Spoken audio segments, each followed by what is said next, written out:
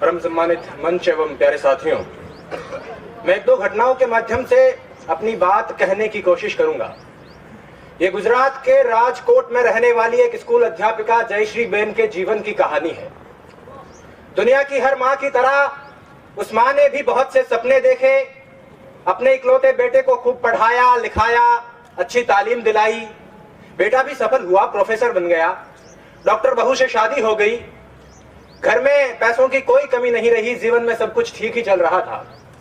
लेकिन बुरे दिन कुछ ऐसे आए कि बूढ़ी मां को लकवा मार गया, पैरालिसिस हो गया, हाथ पैरों ने काम करना बंद कर दिया, तो मां अब बिस्तर पर पड़ी रहने लगी।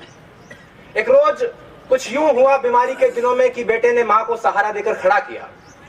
मां बड़ी खुश हुई कि मेरा बेटा मेरे बुढ़ापे की लाठी बन रहा है। बेटा मां को पकड़कर धीरे धीरे सीढ़ियों के सहारे छत पर ले गया। मां बड़ी खुश हुई कि मेरा बेटा मुझे धूप दिखाने ले जा रहा है। छत पर जाने के कुछ देर बाद बेटे ने अपनी मां को गोद में उठा लिया। मां खुशी से भाव विभोर हो गई कि मेरा बेटा जान गया है कि मुझे सीढ़ियों से चढ़ने उतरने में दिक्कत होती है, मेरा बेटा मेरी कितनी फिक्र करता है, मुझसे कितना प्यार करता है। लेकिन उसके बाद उस बेटे ने जो किया, हाथ उठाकर दुआ कीजिए कि दुनिया का कोई भी इंसान वैसा ना करे। उस बेटे ने गोद में उठाकर अपनी मां को 4 मंजिला मकान की छत से नीचे फेंक दिया। बूढ़ी मां कुछ समझ पाती उससे पहले उसकी जिंदगी खत्म हो गई। 4थी मंजिल से नीचे गिरने में कितना वक्त लगता है? 3-4 सेकंड लगते होंगे। लोगों को लगा कि मां छत से गिर गई होगी, लेकिन पुलिस पड़ताल और सीसीटीवी फुटेज से 3 महीने बाद पता चला कि मां मरी नहीं थी, प्रोफेसर बेटे ने मारा था। और पुलिस पूछताछ में प्रोफेसर साहब ने कहा कि मैं मां की बीमारी से तंग आ गया था और इस आफत से पीछा छुड़ाना चाहता था। इल्म की तासीर जब गुरूर में बदली, बुनियाद रिश्तों की महज दस्तूर में बदली और बुजुर्गों को फकत आफत समझ बैठी औलाद आदम की बड़े बेनूर में बदली। 2 महीने की बीमारी से परेशान होकर प्रोफेसर साहब ने 9 महीने तक पेट में रखने वाली मां को मार डाला। ऐसा ही कुछ मुंबई की आशा साहनी के साथ हुआ। उनके बेटे ने खूब अच्छी तालीम हासिल की, अमेरिका गया, प्रोफेसर बना, लेकिन घर लौटकर नहीं आया। पीछे बूढ़ी मां इंतजार करते करते एक रोज बिस्तर पर सोते सोते ही मर गई और उसका जिस्म उसी बिस्तर पर पड़ा पड़ा कंकाल में बदलता रहा। बेटे ने 1.5 साल तक कोई खबर नहीं ली और बाद में जब घर लौटकर देखा तो उस बिस्तर पर उन दोनों के रिश्तों की तरह खोखला एक हड्डियों का ढांचा पड़ा था। ऐसा ही कुछ सूरत की चंपाबेन के साथ हुआ, ऐसा ही कुछ इलाहाबाद के कमलेंद्र श्रीवास्तव के साथ हुआ, ऐसा ही कुछ इसी शहर के ब्रह्मपुरी में रहने वाले एक बुजुर्ग के साथ हुआ। एक आध घटना हुई होती तो कहा जा सकता था कि उस मनुष्य की मनोवृत्ति में कुछ फर्क रहा होगा, कुछ विकार रहा होगा। लेकिन ऐसी घटनाएं बहुत सामान्य हो चली है, अखबारों में रोज यही खबर है। और इन घटनाओं में एक दुखद समानता यह है कि ये उन घरों में घटित हो रही है जिनमें बच्चों ने बहुत अच्छी तालीम हासिल की। मुझे आज बोलने के लिए जो विषय दिया गया था वो ये था कि तालीम तो है लेकिन तहजीब कहीं खो गई है।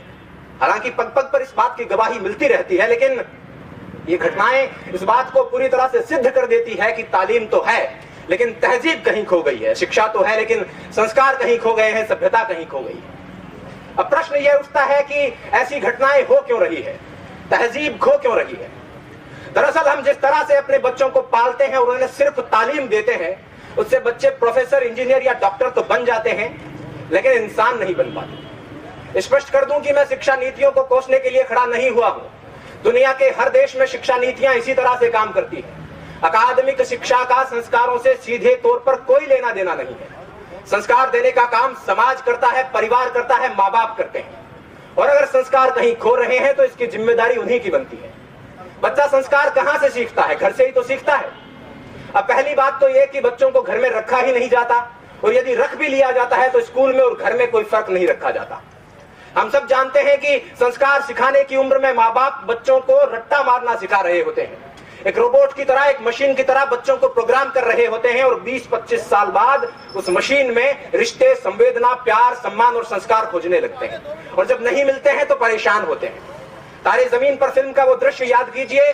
माँ बाप बच्चे को बोर्डिंग स्कूल में छोड़कर रवाना हो रहे हैं। बच्चा पल्लू पकड़कर रोता है कि भीड़ में यूं ना छोड़ो मुझे, घर लौट कर भी आना पाऊं। माँ क्या इतना बुरा हूं मैं, माँ क्या इतना बुरा मेरी माँ।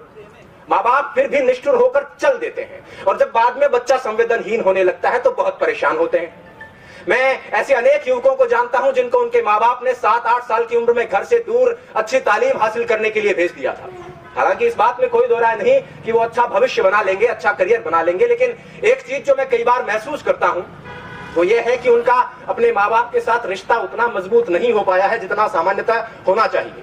और यदि उनमें से कोई 20-25 साल बाद अपने माँ बाप को घर से निकाल देता है या वृद्धाश्रम में छोड़कर आ जाता है तो मुझे इस बात से कोई अचरज नहीं होगा। करता था सो क्यों किया, अब कर क्यों पछताए। बोया पेड़ बबूल का तो आम कहां से खाए। पहले जब प्यार बोया ही नहीं है, सम्मान बोया ही नहीं है, संस्कार बोया ही नहीं है तो उसके मिलने की उम्मीद क्यों करें।